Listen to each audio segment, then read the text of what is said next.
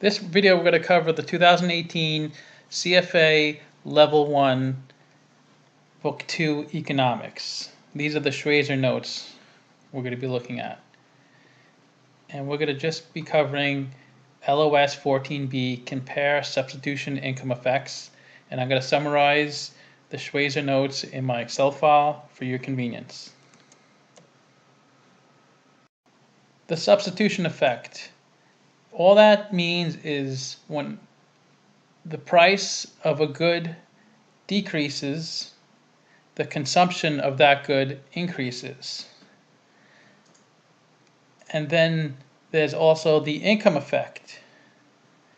When the price of a good decreases, consumption either increases or decreases.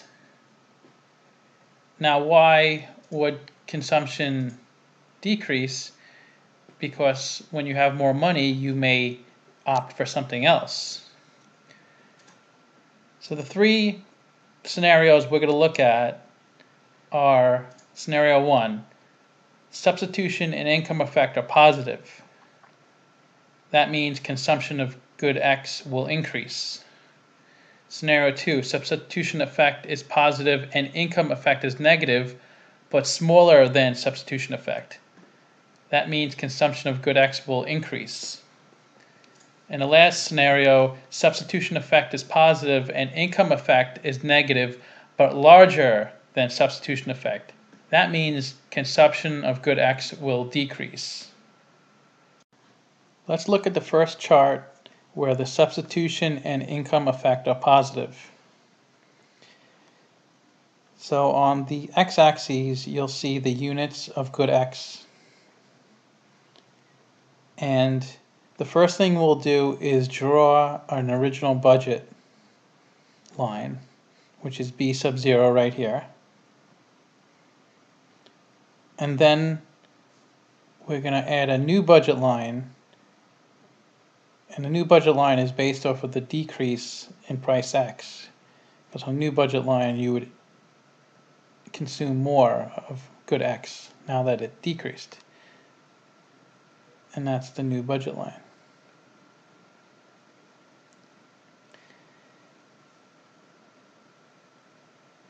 And we also have to add a theoretical budget line, which is B sub 1, in order for us to show the impact of the substitution and income effect. And the theoretical budget line has to be parallel to the new budget line, which it is, and it has to be tangent to the original indifference curve, which it is. So the indifference curve, I sub 0, this is the original indifference curve, and this is where the consumer will spend money, at what point they'll make their buying decision. And we could only take the point at it which the indifference curve is tangent to our budget line. So if we take the original budget and our indifference curve and they meet at this point, T sub 0, that will show us the quantity the consumer will consume of good X. Now, with the new budget plan at a lower price, we have a new indifference curve, and we have to see at what point will the consumer consume good X, and it's going to be at this point. So the quantity goes up from here to here. But we don't know how much of that quantity was from the substitution effect and how much was from the income effect, unless we look at the theoretical line here. So on a theoretical budget, the consumer will buy at this point, and you can see the quantity of good X. So in this case, the substitution effect will be from Q sub 0 to Q sub S. That's the benefit of the substitution effect when the price of the unit goes down, unit X goes down. And that's the benefit of the income effect. So when the price of unit X goes down. So there's less benefit from the income effect, but this is a good visual, and we'll do the other scenarios as well. Let's look at our second scenario, which means when the price of unit X goes down, it has a negative income effect, but that negative income effect is smaller than the substitution effect. So that means that the price of unit X went down, and that consumer had more disposable income, so they opted to purchase maybe more of unit Y as opposed to more of unit X. But there's also the substitution effect, so you have to look at both, and that's what this chart is, and we'll go through that. So the original budget line is right here, and the original indifference curve is right here. So this is where the consumer will make a decision, a buying decision. And we can only use the point at which they touch, at what point they're tangent. So it's right here. So the original budget will consume this much of good X.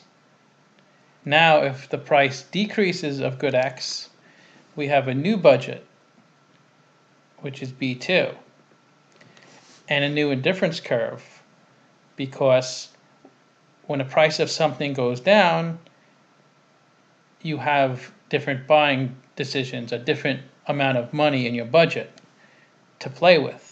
So you end up buying maybe more of one thing, less of another thing. So once again, we have to find at what point they're tangent, the indifference curve in a new budget, and it's right here. So when the price of unit X goes down, this is how much we purchase of unit X right here. And they also show you how much you purchase of unit Y as well. Now, in order to display what the effects are on the substitution effect and income effect, we have to add a theoretical budget. And the theoretical budget has to be parallel to the new budget. And we also have to find at what point it touches the original indifference curve, which is right at this point. So that's the new, well, the theoretical quantity of X. Now, the substitution effect, we would take Q sub 0 to Q sub S, and that shows you the increase in consumption of unit X when there's a price decrease in product X. That's a substitution effect. And it has a negative income effect in this case, because you see the theoretical, it goes down in the new budget. So overall, it's a positive effect. We buy more of unit X when the price goes down.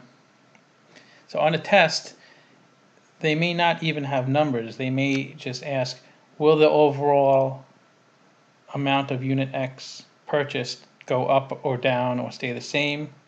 And in this case, the overall will go up. Now let's look at the last scenario, where if there's a decrease in the price of good X, it'll have a negative income effect that's larger than the substitution effect. Now this could happen if there's something you spent a lot of money on, and then the price of that product goes down dramatically. You have a lot more money, and you may buy something that you much prefer to buy than something that you've been buying,